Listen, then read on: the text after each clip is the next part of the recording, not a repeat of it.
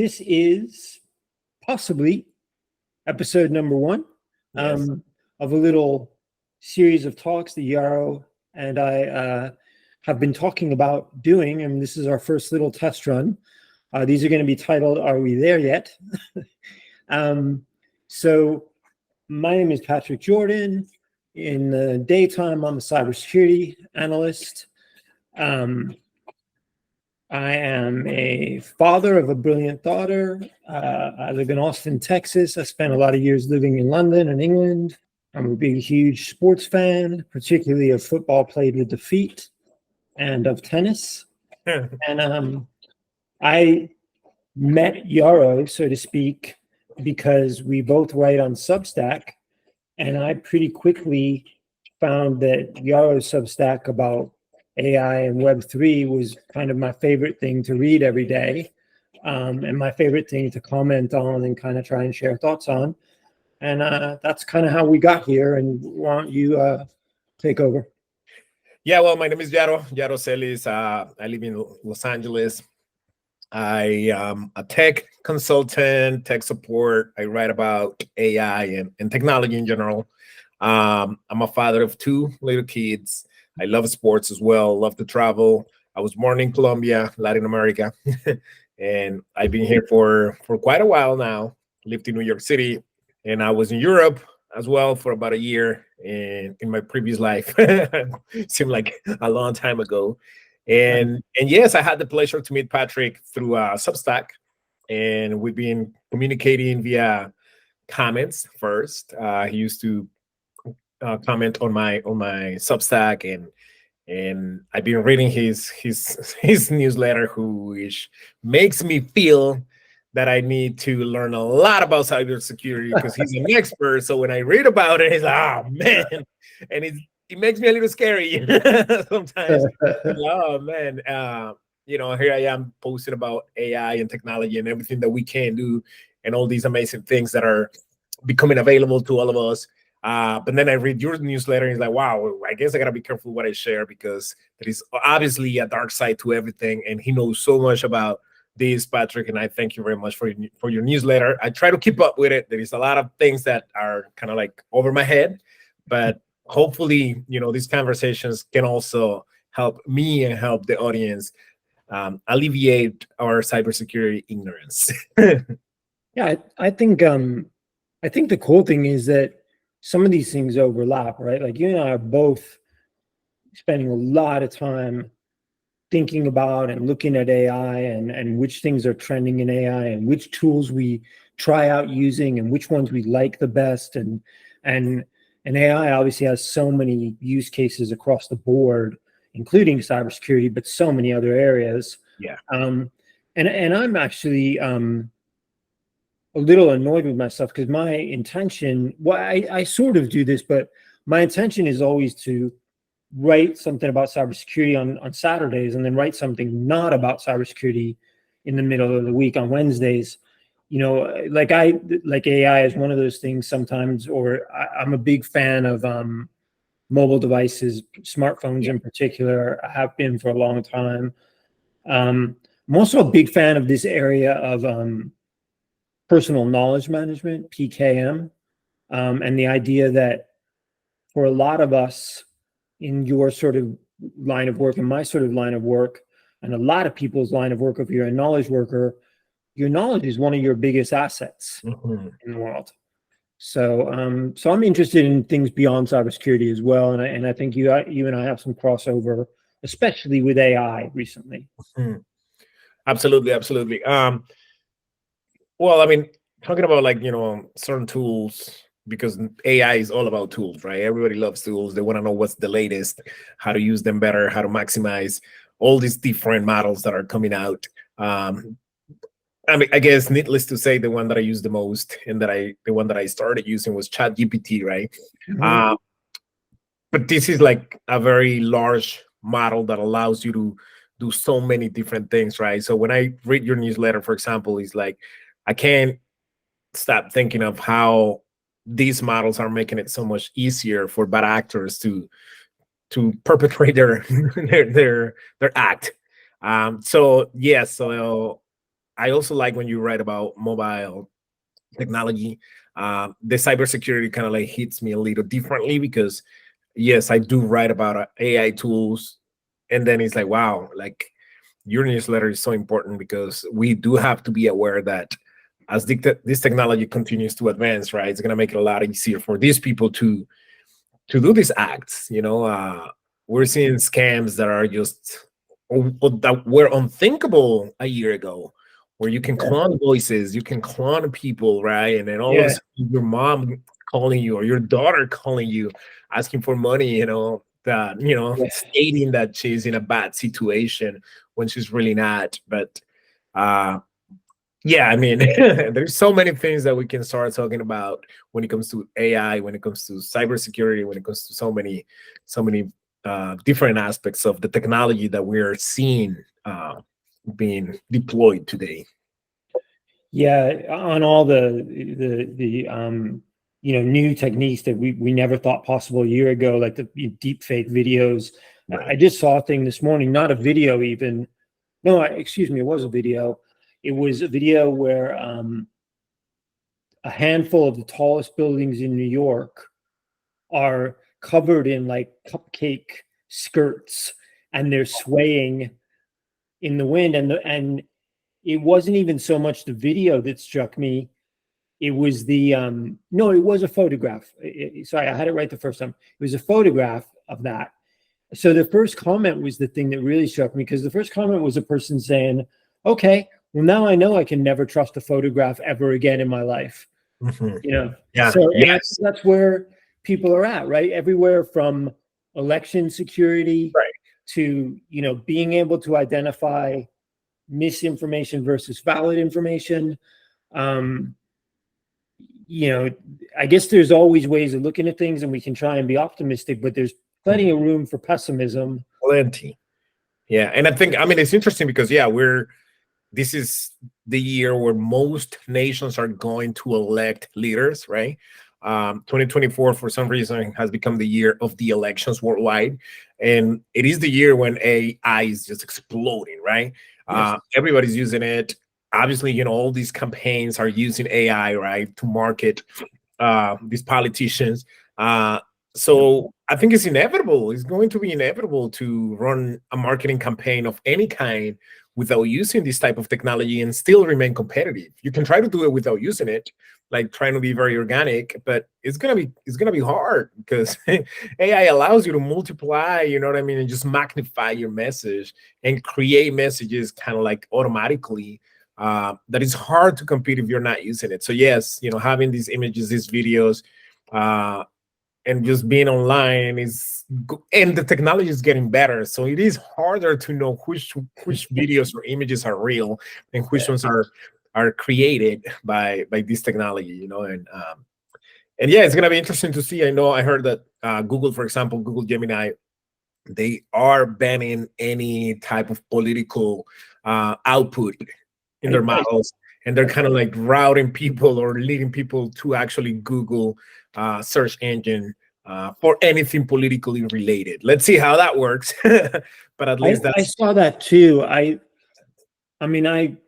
This didn't strike me when I first saw it, but now that you just mentioned it again, I would love to see other AI companies follow that theme. If OpenAI, who's still the biggest dog, right, if they would say, we will not allow prompts in any of our AI tools that reference politics or the election, and then the rest of them fall in line. Now that in itself would be a wonderful thing for integrity of our elections. Yeah, and the world in general, because the whole world is so interrelated, it's so related, right? Like that we need clean elections, or as clean as possible. Elections are not clean, but as clean. We don't need them to get dirty here.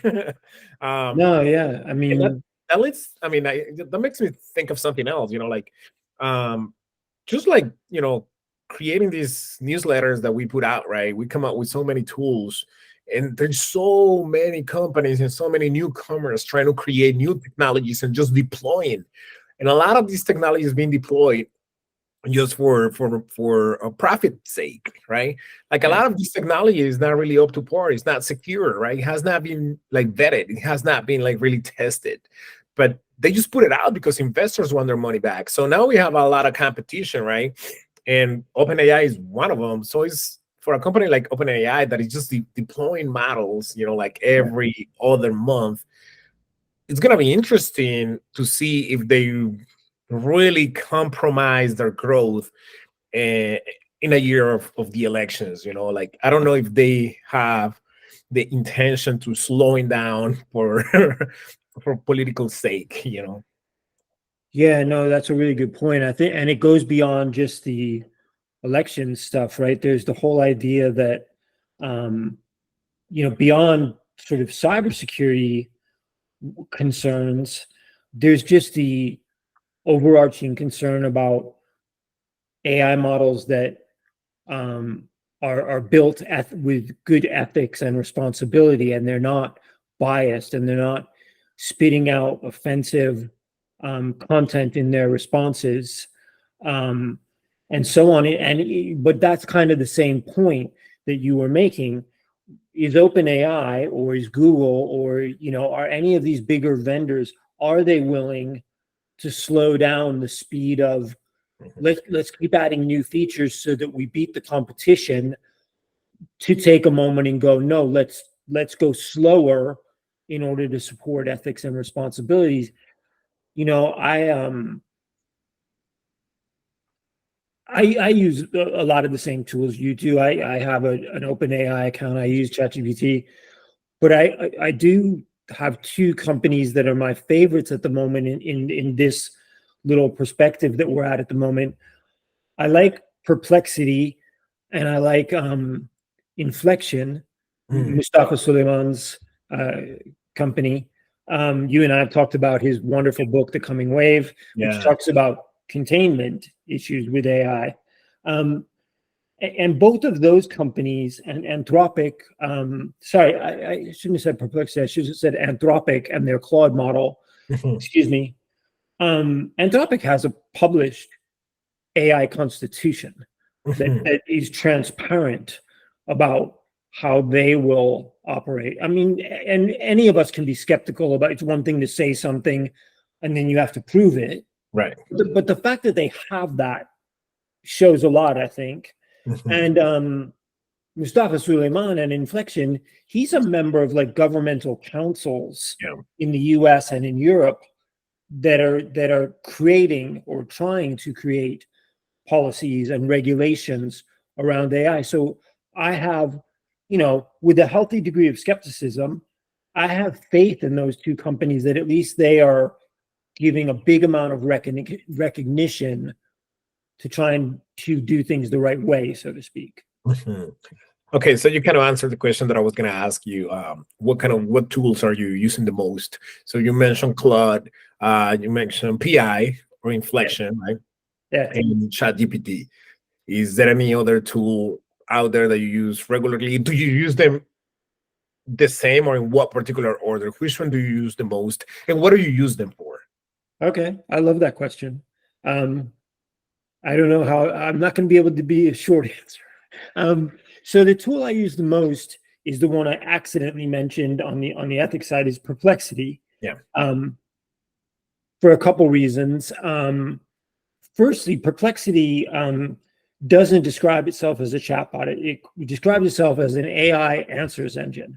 And one of the reasons how it backs that up is it has a built-in AI search engine.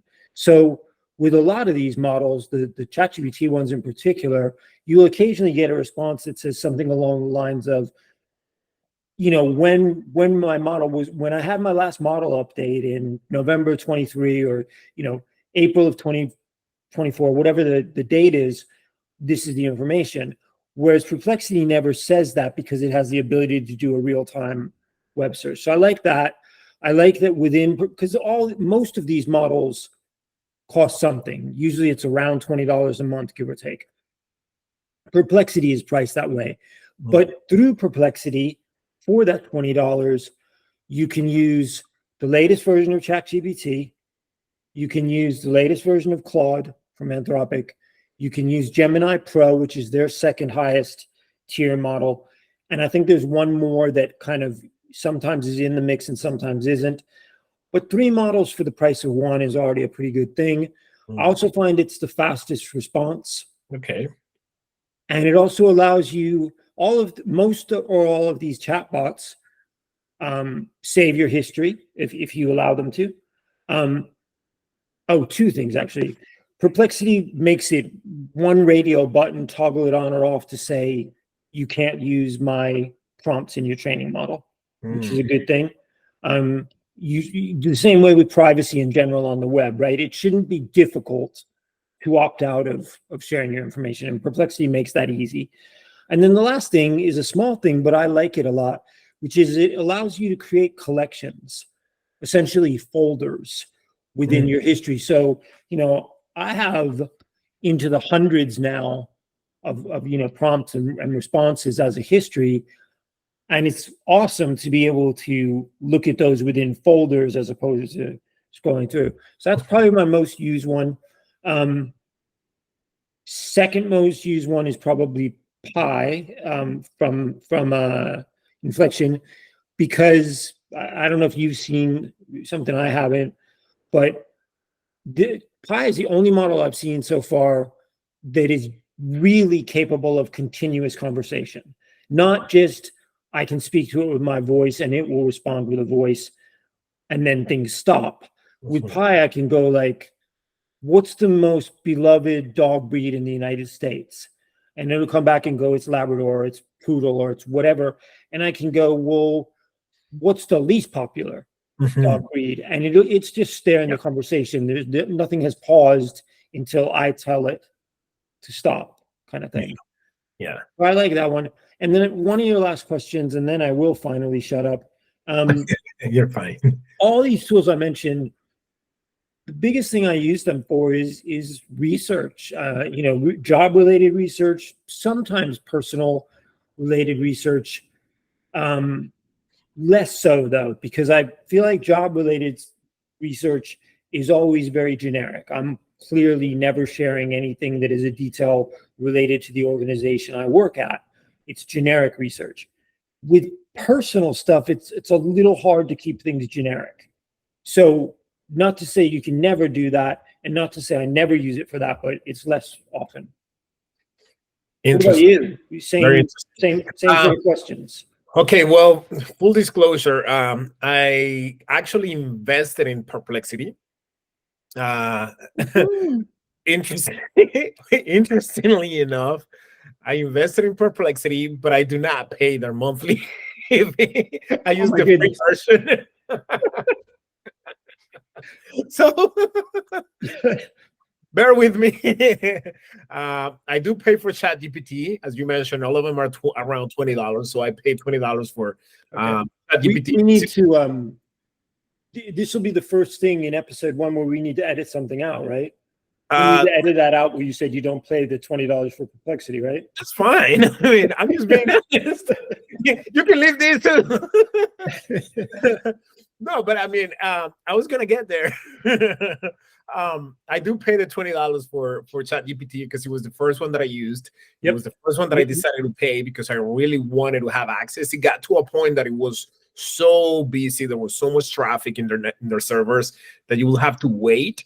Right. Yep. So I was like, oh, you know what? I really need this tool. This is what I'm doing.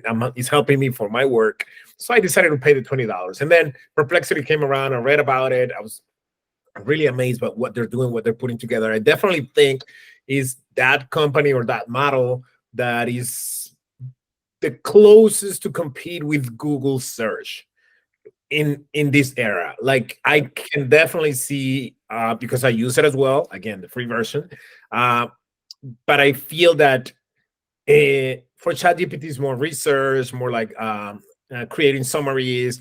I do use it for some image generation stuff, nothing politically affiliated, okay? But I think Perplexity is just another AI search engine. Like you can really search for stuff, and it gives you not only the answers, it's an answer engine, as you said. So you get the answers, but you also get where the answers came from, which makes it a lot more transparent. Yeah. ChatGPT gives you an answer, but you don't know where the answers came from. No, So absolutely. I actually use Pi or Inflection on my cell phone. And it's interesting because sometimes I have a conversation. I have a lady, that I speak to. Pi. I was saying Australian accent. Yeah, you can choose, who to Yeah. talk to. Yep. And my kids kind of like it as well. Sometimes they're like, hey, can you ask Pi? Because as you said, it's like you can really have like a conversation, a follow-up conversation, right? Like you can definitely ask follow-up questions and it stays within the context. Yep. And So it remembers. it remembers. So I read that somewhere just last week, and I thought, oh, I didn't know whether that's something it's already capable of doing. And I think I read it when on the Inflection blog when they said like here's version 2.5 or whatever. So I tried it out that evening. I was like, hey, do you have the ability to remember our conversations going back far? And it came back, and again the Aussie voice woman kind of said, oh yes, absolutely I do. And then I quizzed it. I don't remember what I quizzed it on, but I quizzed it on something that I knew was like far back in my prompt history, and it got it right away. Yeah, no, Inflection is truly amazing, and Mustafa is an amazing. He's a very smart individual. He has a lot of experience in this space. So I think in PI, if people are sleeping on PI, it's going to be one of those applications that is going to live in most of people's cell phones. So for me, for work, research, on my laptop, on my computer, I use ChatGPT and Claude. For more like a personal, day-to-day cell phone type of model, I used Perplexity and Inflection. So I would say those four. Sorry to interrupt you. I know you want to carry on.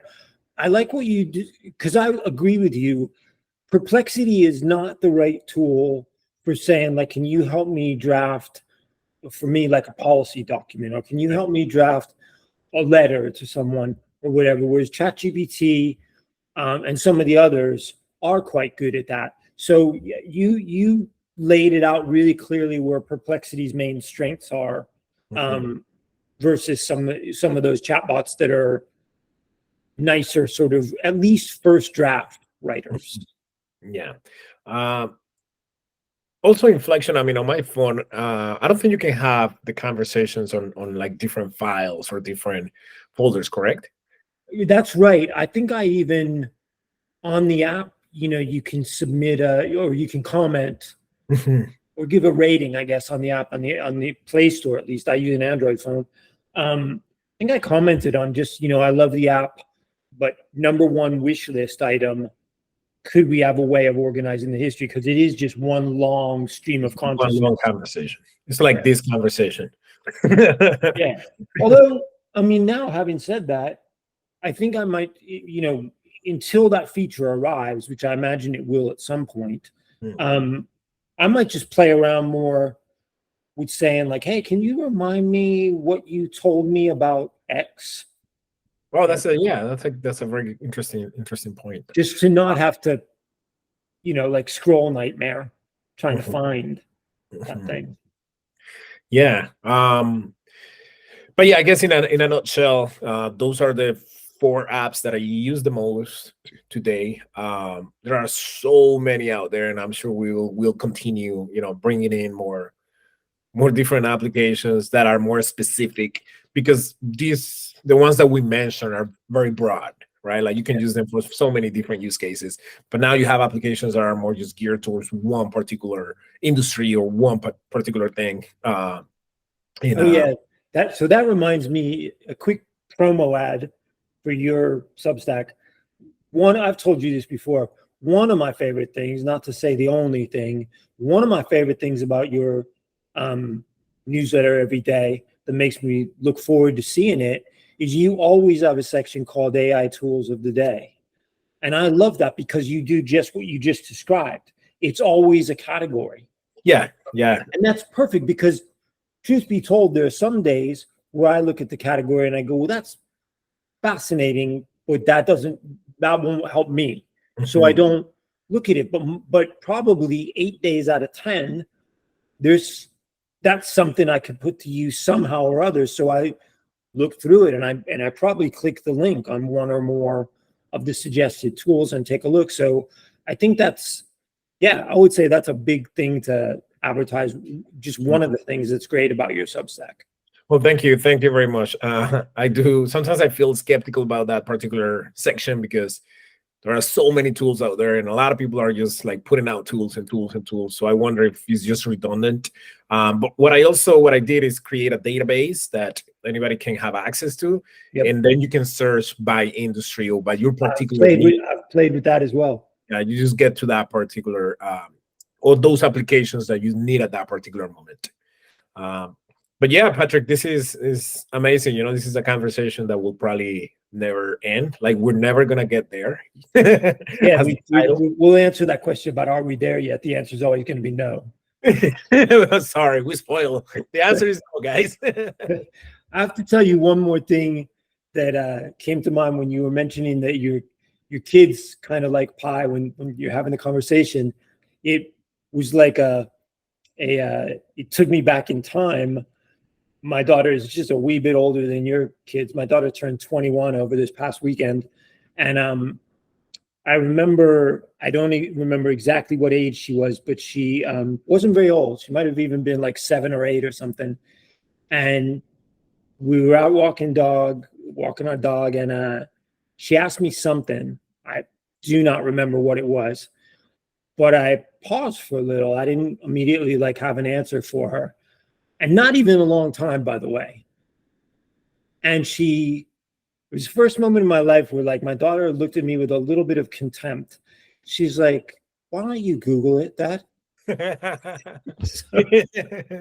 So when you said your kids like pie, that just took me right back there with like, one of these days your kids are gonna go, "Why don't you just ask pie?" Wow, but isn't it that interesting? I mean, we're talking about all these different applications, right? But I feel that, overall today, that's probably one of the takes. Your daughter is obviously older than my kids.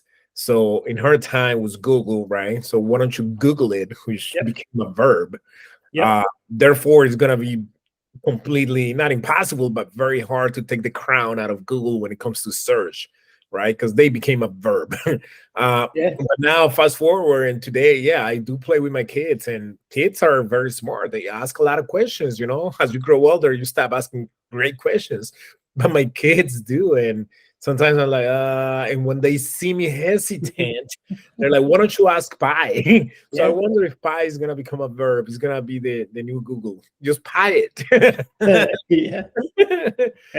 I mean, kids have that beautiful thing of they've got, such a big stock of inbuilt curiosity, and also that ability to sponge things in.